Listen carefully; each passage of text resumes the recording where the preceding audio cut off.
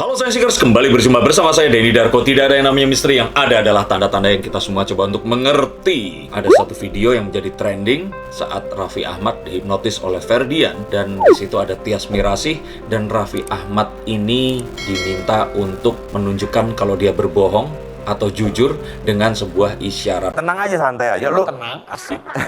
lu mau jawab jujur, mau bohong ya nggak apa-apa. Tapi nggak tahu kenapa kalau lu bohong lidah lu melet ya, nggak tahu. Lu mau pertanyaan apapun lu boleh jawab jujur, boleh bohong, terserah. Tapi kapanpun lu bohong, lidah lu melet. 1, 2. Kalau ketemu sama Tyas Mirasih sebenarnya masih ngerasa deg-degan nggak sih? Ya kan gua sama dia udah mantan, nggak mungkin lah. Masa lalu mah masa lalu ya. Nggak perlu diinget-inget ya. Kadal. Udah ada perasaan. Dan di situ tampak kalau Raffi ini belum bisa melupakan mantan-mantannya. Dan kemudian banyak yang berspekulasi kalau memang betul atau enggak ya, kok selama ini Gigi ini kasihan banget nikah sama Raffi tapi nggak jadi wanita satu-satunya dalam hidup Raffi. Nah, kita akan coba melihat dari kartu ini sebenarnya seperti apa sih Raffi Ahmad ini tadi. Jika jawaban saya akan terlalu subjektif karena saya kenal dengan Raffi, maka ini semua saya ambil langsung dari beberapa kartu yang saya buka, dan ini adalah jawabannya. Yang pertama di sini saya lihat adalah sebenarnya Raffi Ahmad ini bukannya masih sayang pada mantannya, tapi Raffi ini memang orangnya kekanak-kanakan dalam artian dia ini childish, dan sebenarnya orangnya tuh apa adanya. Dia ini orangnya lugu, dan kalau ada orang terus kemudian meminta sesuatu ke dia ini nggak berpikir jelek, dia pasti akan segera melakukannya. Itu pula mengapa kemarin dia terjerat dalam beberapa hal yang tidak dia inginkan, tapi akhirnya sekarang lebih berhati-hati. Dan semenjak dia menikah dengan Gigi ini seperti malaikat pelindungnya kemana-mana menemani dia. Karena sepertinya tidak ada kata tidak jika seseorang datang ke Raffi Ahmad. Dan ini juga mungkin sebuah resep yang membuat dia bisa sesukses sekarang. Jadi dia ini sebenarnya bukan mengingat mantannya, tapi saat terus tiba-tiba orang menanyakan atau mantannya menelpon, ya dia terus kemudian menjawab dan sebagainya. Dan ini adalah sesuatu yang khas Raffi banget. Gigi mengerti itu dan menganggap ini bukan sebuah perkara yang besar. Dan karena itu nggak ada masalah dengan ini semua, karena Gigi tahu betul jika Raffi melakukan itu hanya sifat kekanak-kanakan Raffi yang ingin masih nggak bisa melupakan masa lalu. Dan ini pula yang kita lihat kalau ternyata di video itu ada sebuah adegan di mana Raffi dikatakan tidak bisa nggak cerita kalau dengan Denny Cagur, adalah karena Raffi pun tidak bisa melupakan jasa Denny Cagur yang telah pernah menolongnya saat dia sedang dalam keadaan yang paling rendah dalam hidupnya. Raffi adalah tipikal orang seperti itu, nggak bisa pergi dari masa lalunya, terutama orang-orang yang berjasa pada hidupnya, dan dia selalu mengingat hal-hal yang baik, dan saya lihat ini yang membuat dia seperti sekarang. Jadi tidak mungkin bisa menghilangkan kebiasaan itu tadi tanpa kita membuat atau menggabungkan itu dengan semua kesuksesan yang Raffi punya saat ini. Tapi nggak usah khawatir karena Gigi akan selalu menemani di sisinya. Nah, berikutnya lagi sebenarnya yang kita lihat Gigi di situ itu seperti tegar dan sebagainya. Actually nggak seperti itu. Susah menjelaskannya ya. Dia sebenarnya itu bukan takut pada mantannya Raffi. Dia lebih takut kepada wanita-wanita berikutnya yang akan dijumpai oleh Raffi. Karena Raffi ini nggak bisa ngomong enggak. Nah, ditakutkan banyak orang yang akan menjebak Raffi sehingga situasinya akan jadi salah paham. Tapi kalau yang saya lihat, sebenarnya Raffi sendiri tidak ingin aneh-aneh lagi, karena Raffi juga sadar kalau sebenarnya jimat keberuntungannya adalah Nagita Slavina ini tadi.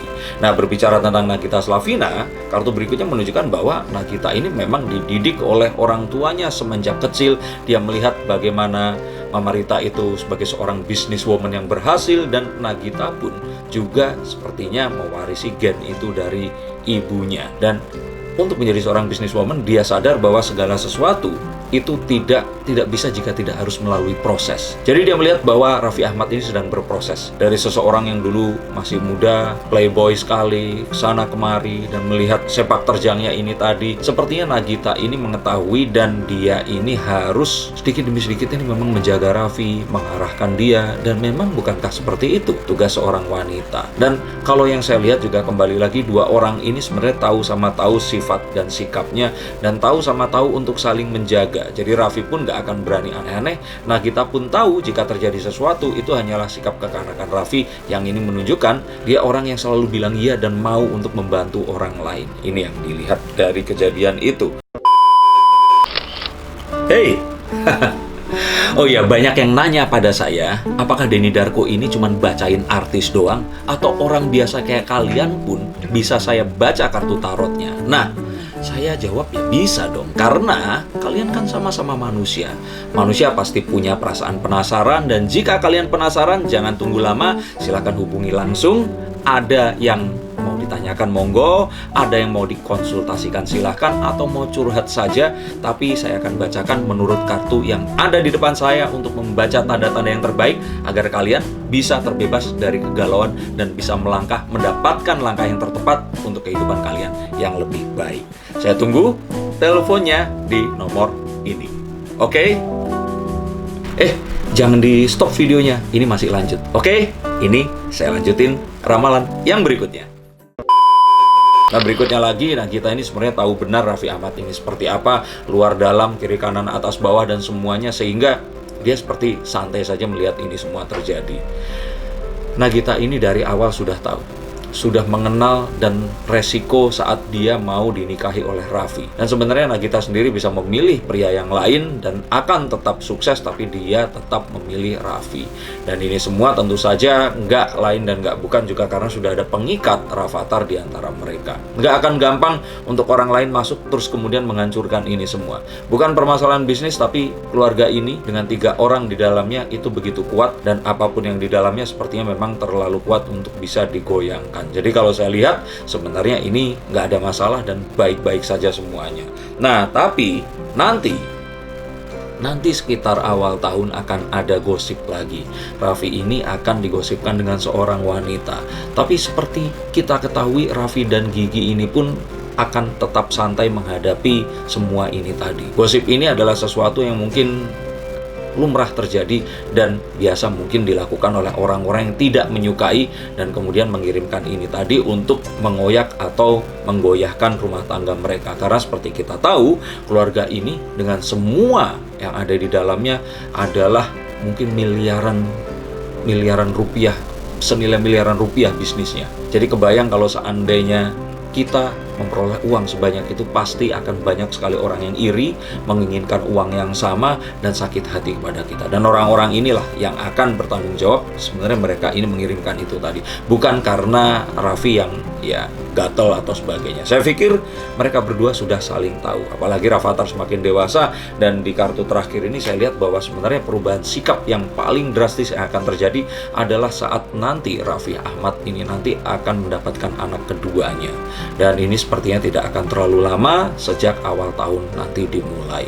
Ini yang saya lihat, dan ini semua akan semakin mengukuhkan bisnis mereka, menjadikan ini semakin besar kesabaran di antara mereka. Dan kita lihat sebenarnya ini masuk juga ke dalam satu mungkin role model keluarga yang akan nggak ada apa-apa, terus baik-baik saja dengan bisnis di dalam keluarga mereka. Dan ini akan menjadi sesuatu yang lebih besar daripada sebelumnya, menginspirasi orang lain. Dan harapan kita adalah kita mendapatkan hal yang positif dari keluarga Raffi Ahmad, Nagita, dan Rafathar ini. Ini tadi yang saya bacakan, dan semoga ini bisa menjadi sebuah pandangan yang lain tentang apa yang kita lihat.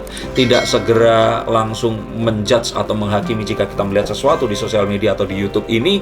Dan kita juga bisa bercermin yang akan kita ambil positifnya terhadap kehidupan kita dalam keluarga, berbangsa, bernegara, dan semuanya.